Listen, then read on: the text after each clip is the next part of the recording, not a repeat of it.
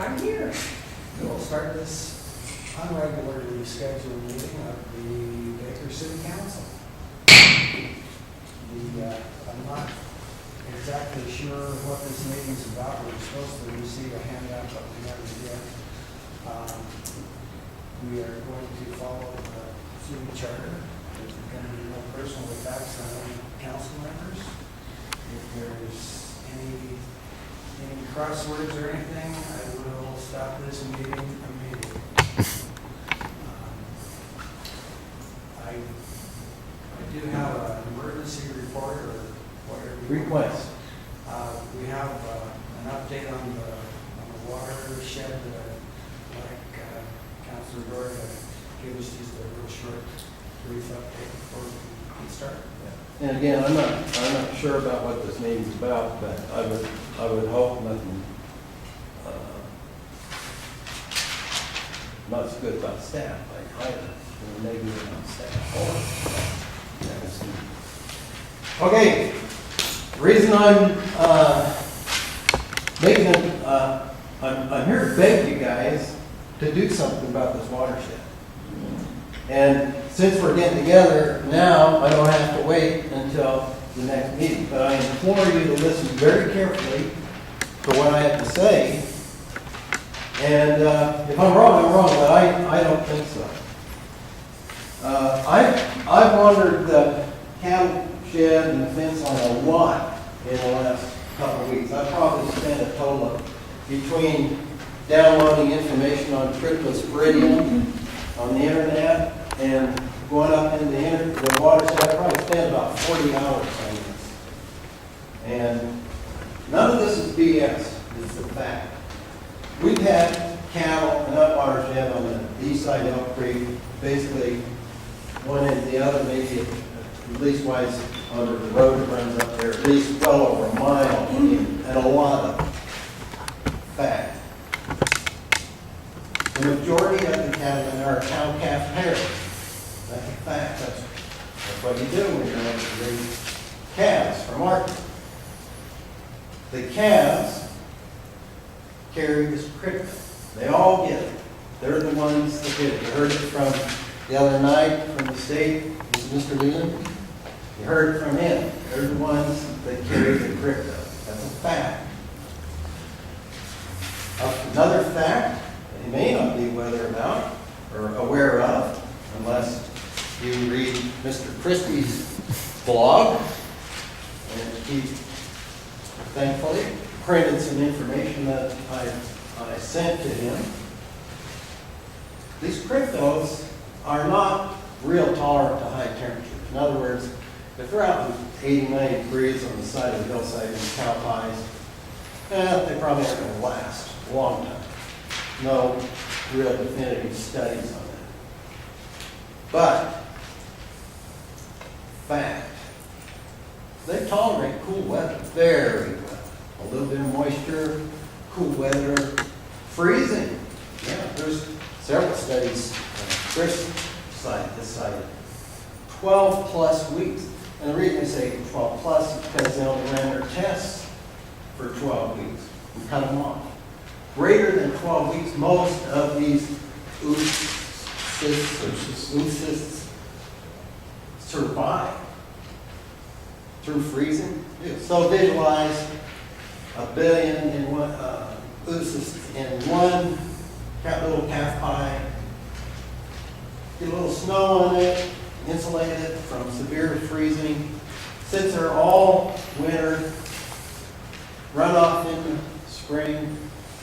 We got crypto in Elk Creek, in this case that I'm talking about. So, the reason I am here is I implore this council to do something now. We have today cattle on the watershed. Now, I was up, walked the fence, actually just started walking the fence, and found a really bad spot on Monday.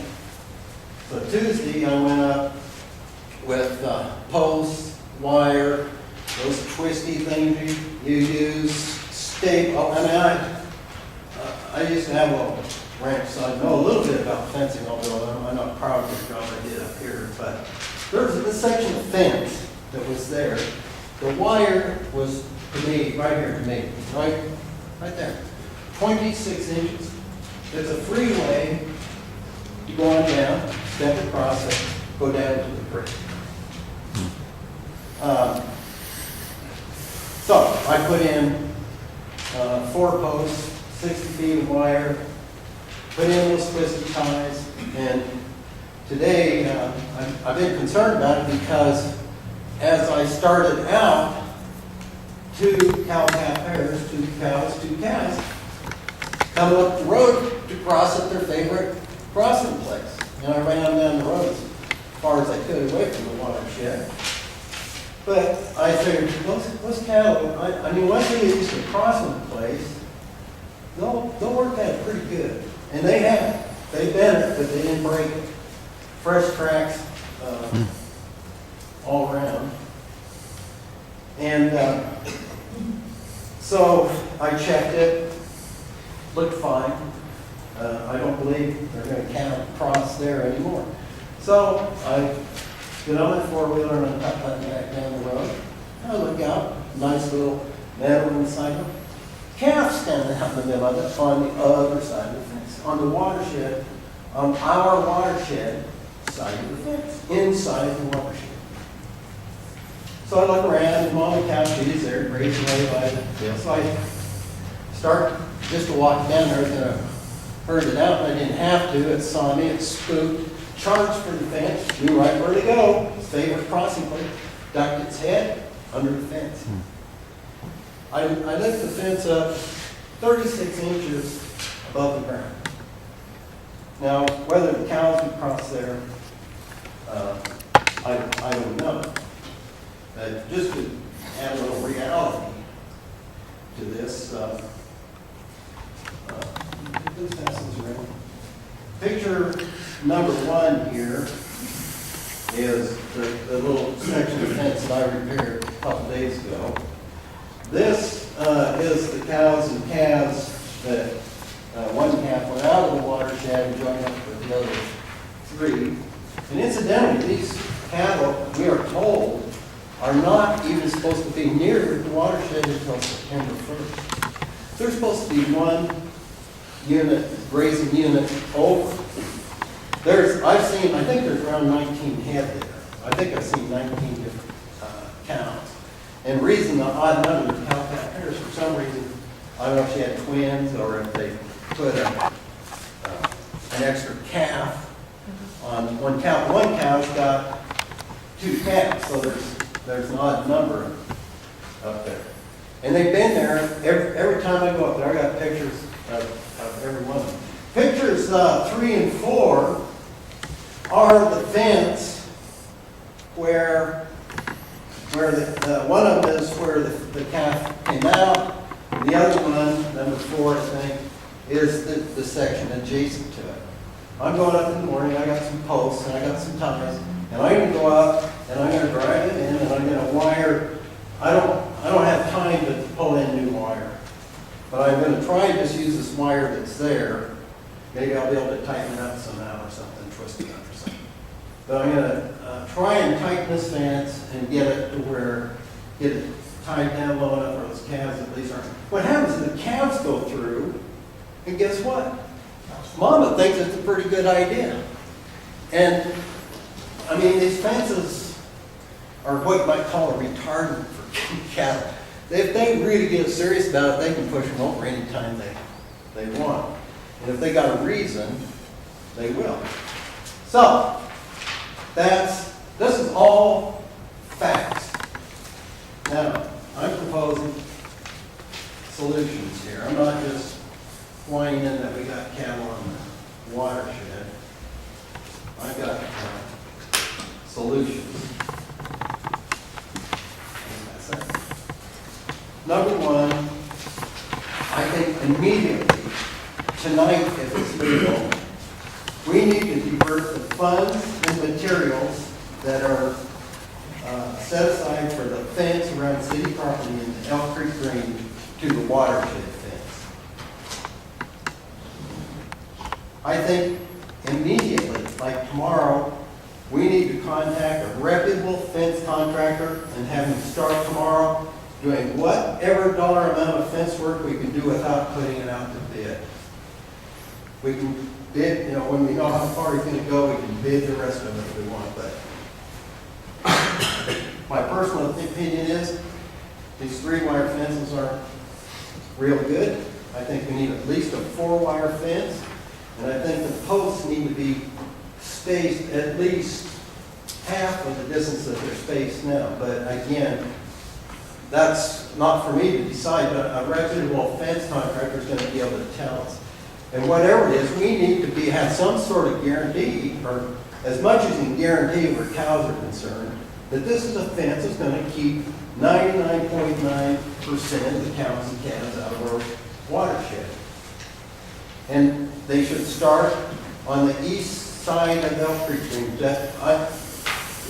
Claire and I and Christopher wandered all over the west side and never saw a single cow pie. That doesn't mean that there aren't some way up high or they aren't there at all. But the immediate problem, the way I see it, is on the east side of the stream.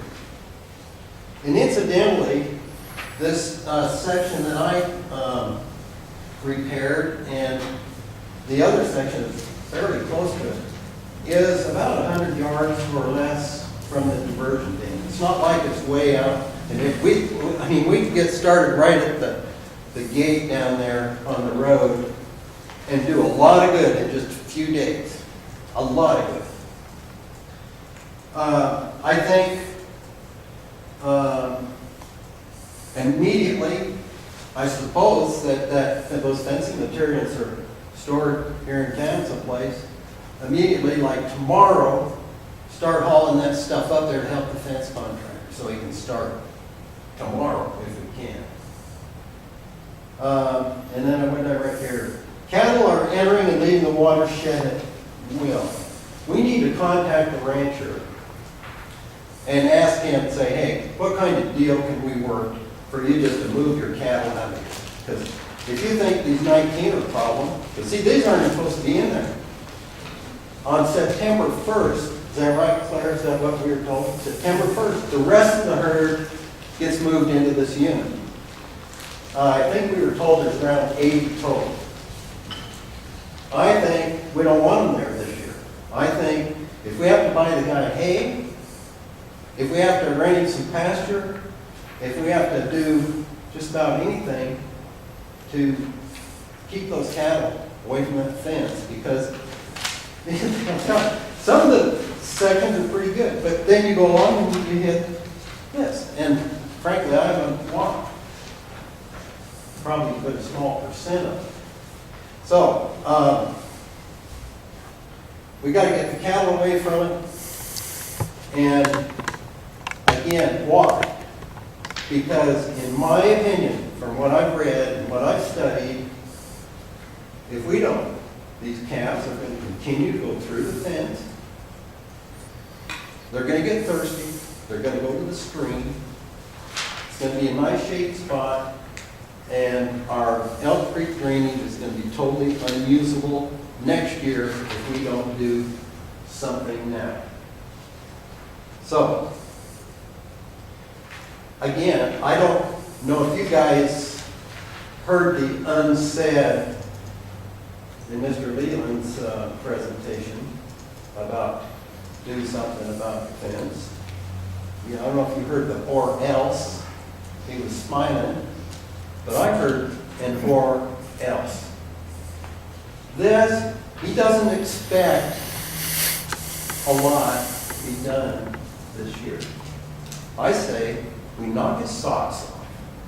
We have a fence contract up there, Lincoln Fence, that's as guaranteed a fence as we can provide, and show him what Baker City can do here. We've got to get those cattle off there. Period. And if we can trust the state long way, more power to it. So, has anybody got any questions? Do we know who's counting there? I've heard Foster's, that's his farm down there, but I don't know. Two of them. Don. I would, that's who I suspect. He wrote a letter to the editor that was in the paper yesterday, and sounded like he's willing to do, to cooperate any way he can. Actually, in his letter, he says that this fence is in perfect condition, and his guys are not getting on the watershed. Well, maybe somebody else at Cal, but I'm telling you, I didn't get a picture of it, because it wasn't quick enough, but, or he was too quick. But, I'm sorry, look at this. This is, and again, the other section, I could step over, and the cows had been, I mean, they had the dirt, and they go just sliding down the hill, and it was up to the bottom wire of the fence, and it's easy to step over. So, what do you think? Is there, legally, can we say, do it? I'm going to call Foster and talk to him. I can call him and say, hey, what kind of deal can we work? I don't have the authority to tell a fence contractor to go to work, but I think I got enough talent to call around a little bit and find the best guy that can start some work tomorrow. And if the staff can start getting some materials up there,